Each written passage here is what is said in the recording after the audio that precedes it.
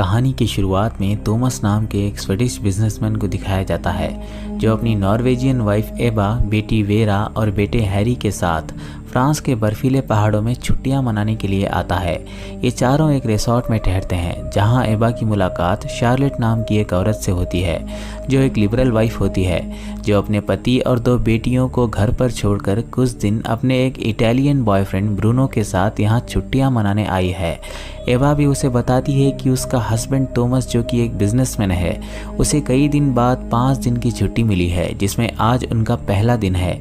अब ये चारों एक साथ स्कीइंग करते हैं जिसमें ये बहुत एंजॉय करते हैं और ये कई फ़ोटोज़ भी खिंचवाते हैं। जिसके बाद ये थक कर सो जाते हैं। तभी तोमस का मोबाइल रिंग होता है पर वो उसे रिसीव नहीं करता, लेकिन जैसे ही एबा वॉशरूम जाती है वो अपना मोबाइल चेक करता है, जिस पर एबा वॉशरूम के अंदर से ही उसे आवाज़ देकर ये कहती है कि शायद अब तुम अपना मोबाइल चेक कर रहे हो, जिस पर तोमस कहता है कि नहीं तो। तभी एबा आकर उसे रंगे हाथों पकड़ लेती है पर वो तोमस को कुछ नहीं कहती क्योंकि ये सिचुएशन उन दोनों के लिए सिर्फ मस्ती मजाक की तरह होती है।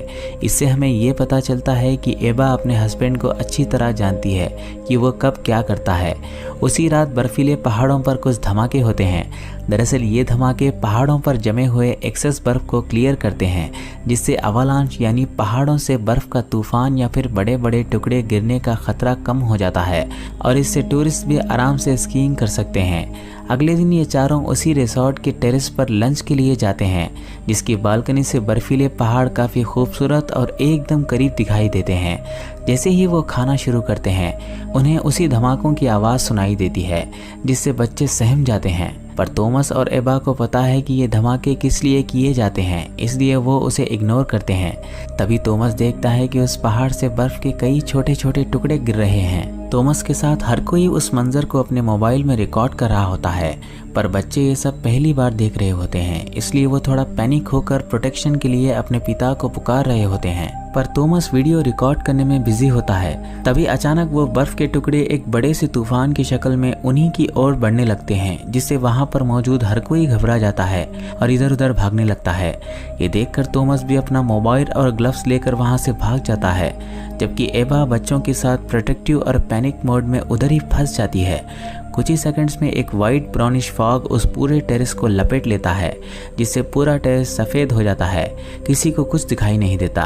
फिर जैसे ही धीरे धीरे फॉग कम होने लगता है, लोग अपने अपनी टेबल पर वापस आने लगते हैं और एबा देखती है कि तोमस वहाँ पर नहीं है। थोड़ी देर बाद तोमस भी वापस आता है, लेकिन तब तक वहाँ पर मौजूद कुछ लोग ये समझ चुके होते हैं कि वो अपनी फैमिली को छोड़कर भाग गया। यहाँ से सिचुएशन बहुत अजीब और टेंशन भरी हो जाती है।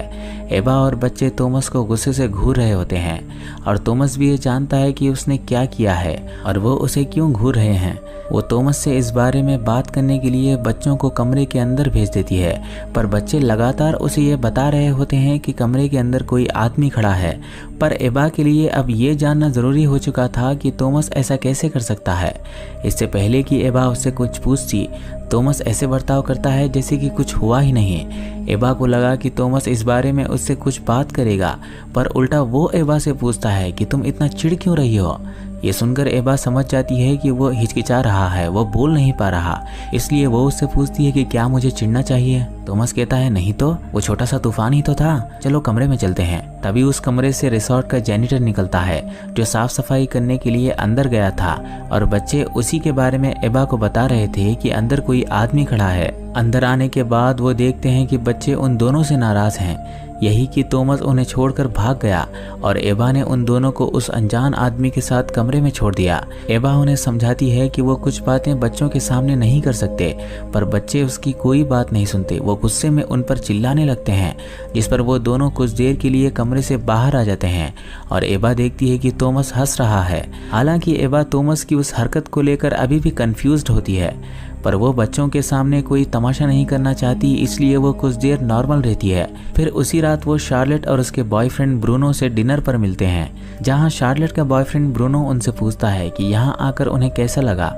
तोमस देखता है कि एबा खामोश बैठी है, वो उनकी बातों का कोई जवाब नहीं दे रही। इससे पहले कि सिचुएशन ऑकवर्ड हो, तोमस खुद उन्हें बताने लगता है कि उन्होंने रिसोर्ट के टेरेस पर लंच करते समय एक बर्फीले तूफान का सामना किया। ब्रूनो उससे पूछता है कि वो किस तरह का तूफान था। तोमस उसे बताता है कि वो बहुत भयानक तूफान था जो अचानक हम पर गिर पड़ा। ब्रूनो कहता है क्या बात कर रहे हो, बच्चे तो ठीक है ना। तभी एवा कहती है कि उसे कैसे पता होगा, वो तो अपना मोबाइल और ग्लव्स लेकर वहाँ से भाग गया था। जिस पर थॉमस हंसते हुए उससे ये कहता है कि नहीं नहीं, तुम झूठ बोल रही हो, मैं वहीं तो था, तुम शायद भूल गई हो।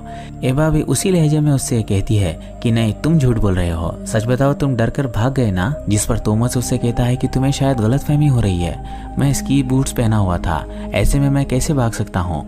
ये सुनकर एवा हंसने लगती है, जिससे ब्रूनो को लगा कि हस्बैंड वाइफ आपस में मस्ती मजाक कर रहे हैं। जबकि शार्लेट ये समझ जाती है कि थॉमस वहां से भाग गया था और एवा उसे उसकी गलती का एहसास दिला रही है। इसीलिए वो मौके की नज़ाकत को समझते हुए ये कहती है कि शायद थॉमस के लिए वो सिचुएशन ऐसी रही होगी जिसमें उसे कुछ सोचने का मौका ना मिला हो। इतने में वहाँ किसी के बर्थडे का सेलिब्रेशन शुरू हो जाता है, जिससे वो टॉपिक वहीं अधूरी रह जाती है। जिसके बाद बच्चों को कमरे में सुलाकर वो बाहर आते हैं और एवा उससे कहती है कि लगता है मैं इस बारे में कुछ ज़्यादा ही सोच रही हूँ, हमें इसे भूलकर आगे बढ़ना चाहिए ताकि बच्चे ये टूर एंजॉय कर सकें।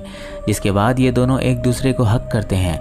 तभी थॉमस का मोबाइल बजने लगता है, जिससे एवा चिढ़ जाती है और उससे कहती है कि तुम्हें अपनी गलती एक्सेप्ट करने में क्या प्रॉब्लम है। जिस पर थॉमस कहता है कि मैं तुम्हारे नजरिए से बनी बनाई कहानी को सच कैसे मानूं। एवा पूछती है तो फिर तुम्हारा नजरिया क्या है। जिस पर थॉमस कहता है कि उस वक्त ना सिर्फ मैं बल्कि हम सब डर गए थे, जिसके बाद हम कमरे में आ गए। अगर तुम चाहती हो कि हम ये हॉलिडे अच्छे से बिताएं तो हमें एक दूसरे के नजरिए को एक्सेप्ट करना चाहिए। हालांकि एवा उसकी बात मान लेती है, पर उसका बर्ताव धीरे धीरे चेंज होने लगता है, वो उससे दूरी बनाने लगती है।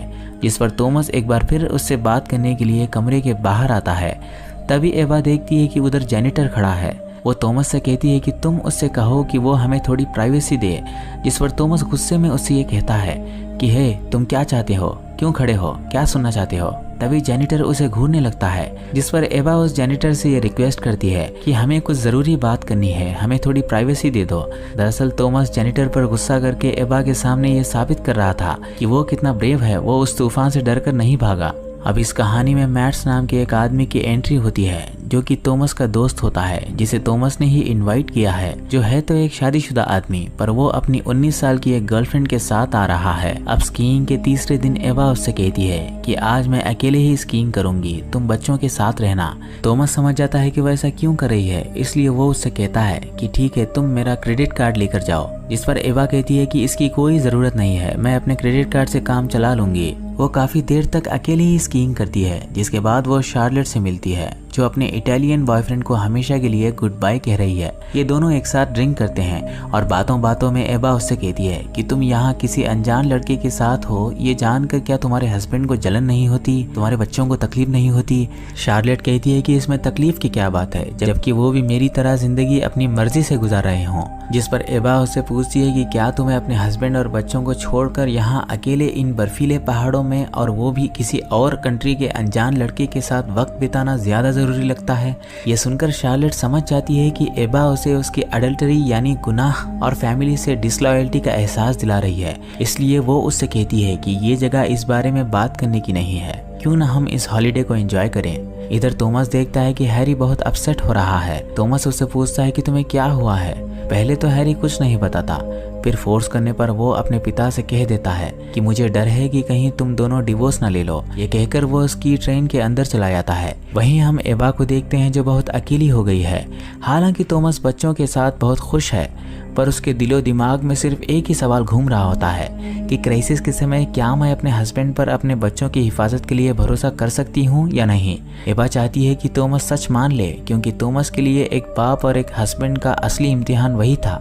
इधर थॉमस का दोस्त मैट्स और उसकी गर्लफ्रेंड फैनी रिसोर्ट पहुंच जाते हैं और थॉमस की फैमिली के साथ डिनर करते हैं। डिनर के समय एबा उसे ताना देते हुए ये कहती है कि क्यों ना कल तुम और मैट्स एक साथ स्कीइंग करो, और वैसे भी तुम बच्चों को संभाल थोड़ी पाओगे। ये सुनकर थॉमस कहता है कि ऐसी बात नहीं है, हम यहाँ अपने लिए नहीं बल्कि बच्चों के लिए ही तो आए हैं। अब डिनर के बाद एबा ड्रिंक करती है और देखती है कि थॉमस उससे नजरें चुरा रहा है, जिसने उस बर्फीले तूफान के बारे में शार्लेट और ब्रूनो को बताया। आज वो ये बात अपने दोस्त को नहीं बता रहा, इसलिए वो उन तीनों की बातों को इंटरप्ट करती है और कहती है कि आज हमने एक बर्फीले तूफान का सामना किया।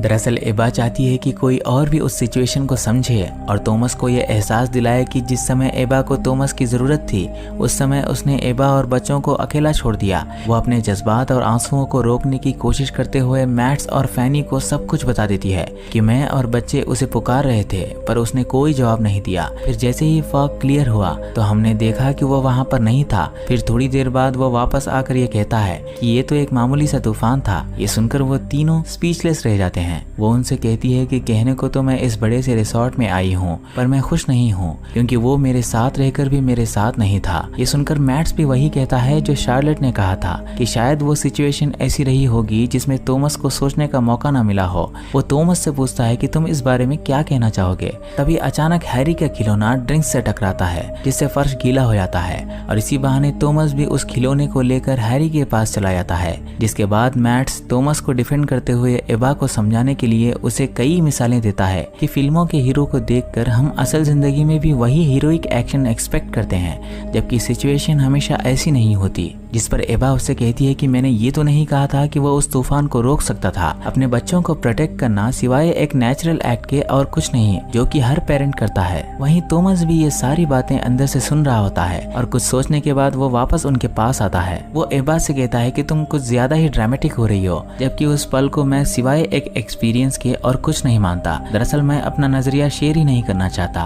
और जहाँ तक तुम्हारे नजरिए का सवाल है तुम अपना पॉइंट ऑफ व्यू अपने पास रखो। ये सुनकर एबा को बहुत गुस्सा आता है। वो उससे कहती है कि अगर तुम्हें लगता है कि तुम नहीं भागे और तुम अपना नजरिया किसी से शेयर नहीं करना चाहते तो फिर अपने मोबाइल में रिकॉर्ड हुई उस वीडियो को शेयर कर दो। ये सुनकर थॉमस कहता है कि हमने ऑलरेडी इस पर बहुत बहस कर ली है, पर एबा नहीं रुकती। वो उसका मोबाइल लेकर आती है और वीडियो चलाकर उन तीनों को दिखाती है जिसमें यह क्लियरली नजर आ रहा होता है कि एबा और बच्चे उसे पुकार रहे थे पर वो वहां से भाग गया। पर थॉमस यहाँ भी अपनी गलती एक्सेप्ट नहीं करता। वो इनडायरेक्टली ये कहता है कि इस वीडियो के हिसाब से शायद हो सकता है कि मैं वहां से भाग गया। मैट समझ चुका था कि वो अब किस सिचुएशन में है, इसलिए वो उसे डिफेंड करते हुए ये कहता है कि हो सकता है कि वो अपनी जान बचाकर वापस आया ताकि तुम तीनों को बर्फ से निकाल सके। जिस तरह फ्लाइट में इमरजेंसी के वक्त सबसे पहले अडल्ट अपना मास्क पहनते हैं और बाद में बच्चों को पहनाते हैं, मगर अब बहुत देर हो चुकी थी। थॉमस के चेहरे पर यह साफ नजर आ रहा था कि उसी की गलती है। फैनी ने मैट्स को अपने दोस्त थॉमस को डिफेंड करते हुए देखा, इसलिए वो भी उससे कहती है कि अगर ये हमारे साथ होता तो तुम भी भाग जाते। जिस पर मैट्स कहता है कि मैं ऐसा नहीं हूँ, मुझे अपनी जिम्मेदारियों का ख्याल है। जिस पर फैनी कहती है कि तुम ऑलरेडी भाग चुके हो क्योंकि फिलहाल तुम अपनी फैमिली के साथ नहीं हो, तुम मेरे साथ हो। इससे साफ पता चलता है कि तुम्हारी वाइफ ने तुम्हें क्यों छोड़ दिया। हो सकता है कि तुमने भी मुसीबत के समय उसका साथ छोड़ दिया हो। ये सुनकर मैट्स भी अपसेट हो जाता है और इन दोनों के बीच बहस शुरू हो जाती है। इधर हैरी अपने पिता थॉमस को मिस कर रहा होता है, जबकि थॉमस बाहर बैठा आंसू बहा रहा होता है क्योंकि एबा ने वीडियो दिखाकर उसे सबके सामने एक्सपोज कर दिया। ये उसके लिए एक शेम मोमेंट बन चुका है। उसकी आइडेंटिटी हमेशा के लिए कोलैप्स हो चुकी है। अब चौथे दिन वो सुबह जल्दी उठ जाता है और अपने दोस्त मैट्स के साथ स्कीइंग करने चला जाता है। ये दोनों काफी देर तक स्कीइंग करते हैं और रिसॉर्ट से काफी दूर आ जाते हैं। एक पॉइंट पर मैट्स उससे कहता है कि यहाँ हमें कोई नहीं सुन सकता, कोई नहीं जानता कि हम कहाँ हैं। अगर तुम्हारे दिल में कुछ है जो तुम बताना नहीं चाहते पर उससे तुम्हें तकलीफ हो रही है तो तुम यहाँ जोर से चीख कर चिल्ला कर अपना मन हल्का कर सकते हो। वो बिल्कुल ऐसे ही करता है। वो अपनी पूरी ताकत से चीखता है, चिल्लाता है, जिससे उसे थोड़ा बेटर फील होता है। वो रिसोर्ट वापस आकर देखता है कि उसका बर्ताव अब बिल्कुल नॉर्मल है, इसलिए वो उसे मनाने लगता है और ये एक दूसरे के करीब आते हैं। थॉमस को लगा कि अब वो पहले की तरह उसे देखकर स्माइल करेगी, पर वो उसे देखे बिना ही वहाँ से चली जाती है, जिससे वो चिढ़ जाता है और एक बार फिर उससे बात करने के लिए बाहर बुलाता है। बच्चे भी अभी तक सोए नहीं थे और उन्हें डर है कि कहीं उनके माँ बाप एक दूसरे से हमेशा के लिए दूर ना हो जाएं। अब कमरे के बाहर थॉमस उससे ये कह देता है कि ना सिर्फ तुम बल्कि मैं भी उस आदमी से नफरत करता हूँ जो उस दिन तुम्हें और बच्चों को छोड़कर भाग गया। वो ना सिर्फ एक कावर्ड है बल्कि वो एक अनफेथफुल आदमी भी है जिसने तुम्हें धोखा दिया और यहाँ तक कि वो हार के डर से बच्चों के साथ गेम्स में भी चीट किया करता है और तुम्हें उससे नफरत करने का पूरा हक है। ये कहकर वो बच्चों की तरह रोने लगता है, जिससे एबा उस जेनिटर के सामने एम्बैरेस हो जाती है। वो उसे अंदर ले जाना चाहती है पर वो की कार्ड भूल गई है, जिस पर वो जेनिटर उसकी मदद करता है। वही जेनिटर जिस पर थॉमस अपनी मर्दानगी दिखाने चला था। वो अंदर आकर लगातार रोने लगता है, जिस पर एबा उसे सहारा देती है।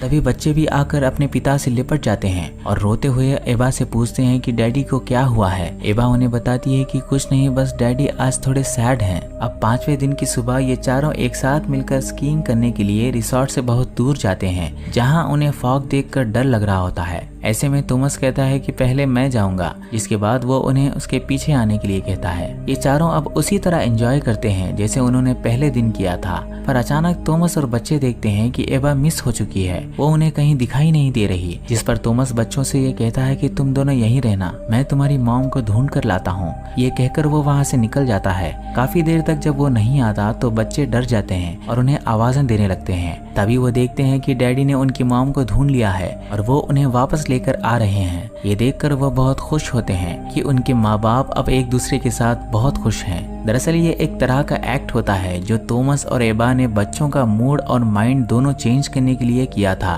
ताकि उन्हें भी ये एहसास हो कि उनके पिता थॉमस एक ब्रेव आदमी है, वो उनका साथ कभी नहीं छोड़ते। अब ये चारों बहुत खुश होते हैं और मैट्स और फैनी के साथ अपने देश वापस लौट रहे होते हैं कि तभी पहाड़ के एक ढलवान रास्ते पर उनकी बस टक हो जाती है। तभी ड्राइवर बस को अपने कंट्रोल में ले लेता है, जिससे माहौल शांत हो जाता है। इतने में एक बार फिर बस एक जगह फंस जाती है, जिससे एबा डर जाती है और ड्राइवर से कहती है कि मुझे यहीं उतार दो। ये कहकर वो अकेली ही बस से उतर जाती है, जबकि थॉमस कामली बैठा होता है, जिससे ये साबित हो जाता है कि डर सभी को लगता है, सबको अपनी जान बचाने की पड़ी है और ऐसे नाजुक समय में इंसान कुछ भी सोच नहीं पाता। तभी अचानक से बस हिलने लगती है, जिससे सभी पैसेंजर्स उतरने के लिए शोर मचाते हैं। ऐसे में मैट एक लीडर की तरह उन्हें शांत करता है और सबसे पहले लेडीज और बच्चों को बस से उतारने का गाइडेंस देता है। ये देखकर फैनी को भी अपनी गलती का एहसास होता है कि मैट्स कोई कवर्ड नहीं बल्कि सुलझा हुआ और जिम्मेदार आदमी है। सभी पैसेंजर्स अपना सफर पैदल तय करते हैं, जिसमें थॉमस और मैट सबसे आगे होते हैं। तभी एक पैसेंजर थॉमस को सिगरेट ऑफर करता है, जिस पर वो पहले तो मना कर देता है और फिर बाद में उससे मांग कर फूंकने लगता है। हैरी उससे पूछता है कि डैडी क्या आप स्मोक भी करते हैं? थॉमस कहता है हाँ, यानी कि वो स्मोक तो करता था, पर समाज के डर से वो ये काम अकेले करता था, पर अब वो किसी से नहीं डरता। अब वो वही करता है, वही नजर आता है जो वो असल में है। ये कहानी एक फिजिकल सर्वाइवल नहीं बल्कि एक सोल सर्वाइवल की कहानी है, जिसमें एक इंसान अपनी कवर्डली आइडेंटिटी से लेकर ब्रेवरली आइडेंटिटी तक का सफर तय करता है। इसी मैसेज के साथ ये कहानी खत्म हो जाती है। उम्मीद है ये कहानी आपको पसंद आई होगी।